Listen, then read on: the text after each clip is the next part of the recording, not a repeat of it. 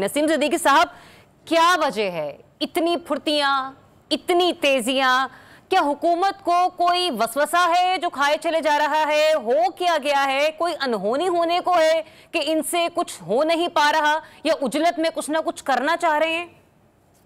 जरिया, बड़ा अच्छा सवाल आपने किया है। देखिए, मामला ये है कि मिसाल दी जाती है ना कि 100 जूते भी खाए और 100 प्याज भी खाए। तो हुकूमत बिल्कुल यही रवैया है। 100 जूते तो वो खा चुके हैं, अब वो 100 प्याज खाने की जो इन्होंने स्टार्ट कर दिया और उनकी आंखों से आंसू भी टपक रहे हैं, हमें वो भी नजर आ रहे हैं। बात करते हैं ये पार्लियामान की सुप्रीमेसी की। अब देखें कि जिस तरह तहरीक अदम एतमाद आई थी और वहां पे डिप्टी स्पीकर कासिम सूरी साहब ने जो रूलिंग दी थी, तो वो भी तो एक स्पीकर की रूलिंग थी। लेकिन जब सुप्रीम कोर्ट में गए, कोर्ट खुला, उसके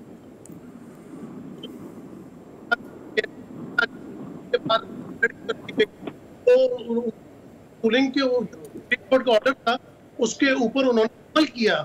लेकिन अब जो है कि किसी बात पे अमल ही नहीं हो रहा। सबसे बड़ा जो इस वक्त मुजरिम है पाकिस्तान में, वो इलेक्शन कमिश्नर और इलेक्शन कमीशन है।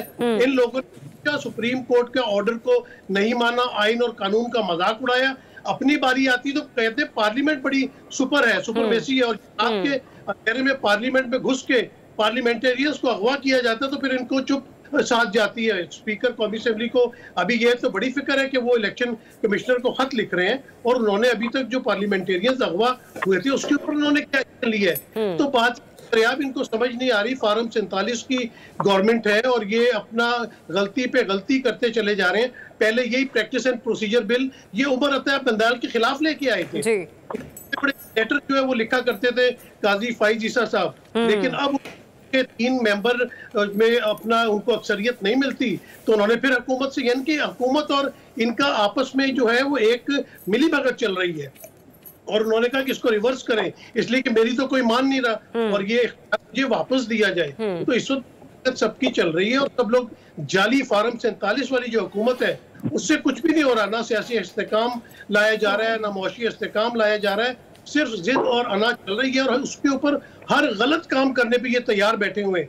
इन्होंने आइन और कानून की धज्जियां उड़ा दी हैं, इन्होंने पार्लियामेंट के वकार को जो है वो तकलीफ पहुंचाई है, वो बहुत ज्यादा नुकसान दिया है। बिलावल भुट्टो साहब क्या बात करते हैं, अभी ये कहते हैं कि इतनी बड़ी बात, देखें कि मौलाना को कहते हैं कि हमारी मजबूरी है। ये मुझे समझ नहीं आया। पहले शहबाज शरीफ कहते हैं जी मैं मांगने नहीं आया लेकिन मेरी मजबूरी है। फिर एक साहब कहते हैं कि जी मुझे एक्सटेंशन तो नहीं चाहिए, लेकिन अगर सबकी उम्र बढ़ा दी गई तो फिर चले ठीक है, तो मेरी भी बढ़ा दी जाए। ठीक है रिजवान रज़ी साहब, रिजवान ठीक है आपका पॉइंट आगे सिद्दीकी साहब। रिजवान रज़ी साहब, ऐसी क्या मजबूरी है कि पहले तो हमने देखा कि आईनी मुजव्वज़ा जो तरमीम है उसके हवाले से हुकूमत को सुबकी हुई, और अब भी एक जो है वो प्रैक्टिस एंड प्रोसीजर एक्ट का जो फैसला है उसके बारे में ये गुफ्तगू हो रही है कि उसको तब्दील किया जा सकता है, ये सॉरी मामला जो है उसको तब्दील किया जा सकता है। सर, क्या वजह है, इतनी जरूरत क्यों महसूस हो रही है हुकूमत को इन तमाम चीजों को करने के लिए, वो भी रातों रात? अगर आप ये सवाल दूसरी तरफ ले जाएं तो मैं अभी 1 मिनट में स्टूडियो के अंदर हूँ। चलिए ठीक है रज़ी साहब। अदनान हैदर, आप काइंडली जरा इस सवाल का मुझे जवाब दीजिएगा, हुकूमत को ऐसा करने की जरूरत क्यों महसूस हो रही है? जरा जब किसी गांव का, ये मुझे आवाज वापस आ रही है, जब किसी गांव का चोर चौधरी बन जाता है ना, तो वो सबसे पहले उस इलाके के थानेदार को तब्दील करने की कोशिश करता है, पुलिस को अपने साथ मिलाने की कोशिश करता है। मैं, बड़े भाई हैं मेरी नसीम सिद्दीकी साहब, लेकिन इनके तज्जिए से तो मुझे सियासी महक आ रही थी। अच्छा। मैं तो बतौर सहाफी कुछ चीजों को रिपोर्ट करूंगा। जो मैंने 8 फरवरी को देखा वो इस मुल्क की 77 साल तारीख का एक सबसे बड़ा डाका था। अब वो फॉर्म 45 या 47 का फैसला मैंने नहीं करना, वो अदालतों ने करना है। अब उस चोरी पे खड़ी हुई ये हुकूमत है जो किसी वक्त धड़ाम से गिर सकती है। शहबाज शरीफ साहब को और इस हुकूमत को पता है कि उनके पल्ले कुछ नहीं है, वो किसी भी वक्त धड़ाम से गिर सकते हैं। और 8 फरवरी आज तक मैनेज नहीं हो सका, इसको 5 महीने तो गुजर चुके हैं ना। ये जितनी भी मैनेजमेंट नजर आ रही है आपको अदालती महाज पर, ये सारी की सारी कोई अदलिया की आजादी के लिए नहीं है। शहबाज शरीफ हो, बिलावल भुट्टो साहब हो, और इस हुक्मरान इत्तेहाद में बैठे जितने मर्जी पॉलिटिशियन हो, वो नहीं, उनका ये मसला नहीं है कि क्या इस मुल्क के आम शहरी को इंसाफ मिल रहा है या नहीं मिल रहा। एग्जैक्टली, अगर ऐसा हो तो जुडिशरी को फाल किया जाए, उसको स्ट्रांग किया जाए। नहीं, ये कोई जुडिशियल रिफॉर्म्स की बात नहीं हो रही। आप देखें ना कि बलूचिस्तान में एक पुलिस वार्डन को एक वहां के सरदार ने आके अपनी लैंड क्रूजर के नीचे कुचल दिया था, क्या उसको इंसाफ मिला?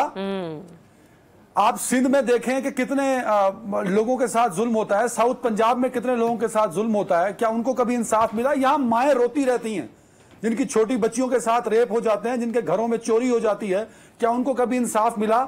यदि जितनी कानून साजी हो रही है, जिसके लिए भागम भाग हुकूमत मसरूफ है, क्या उससे इस मुल्क के आम शहरी को इंसाफ मिलेगा? नहीं।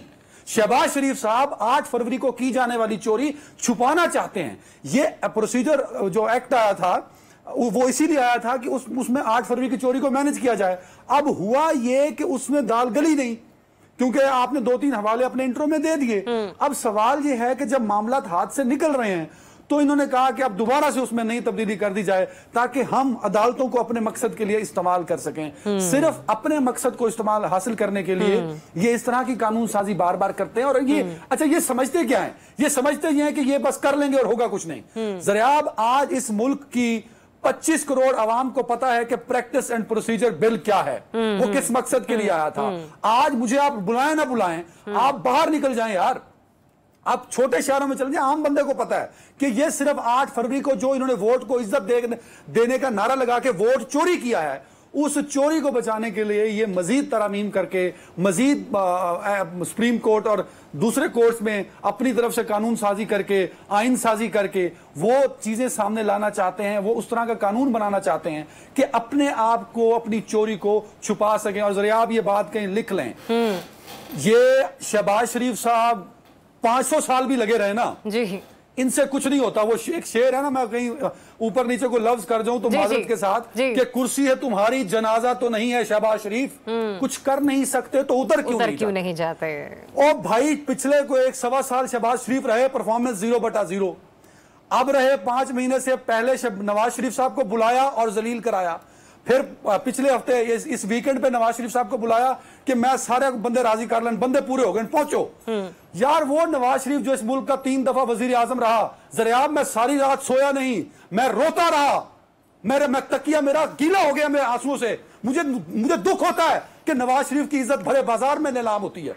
वो नवाज शरीफ जो जिसको मिलने के लिए अमेरिका और बरतानिया के वजीर आजम और सदर इंतजार करते थे, उस नवाज शरीफ को मौलाना फजल रहमान मिलना नहीं चाहते। वो नवाज शरीफ जो इस मुल्क में वोट को इज्जत देना चाहता था, उस नवाज शरीफ को गली कूचों में जलील किया गया, इस्लामाबाद की सड़कों में उसे मतलब घसीटा गया एक तरह से कि शहबाज शरीफ ने बुलाया कि बंदे पूरे हो गए।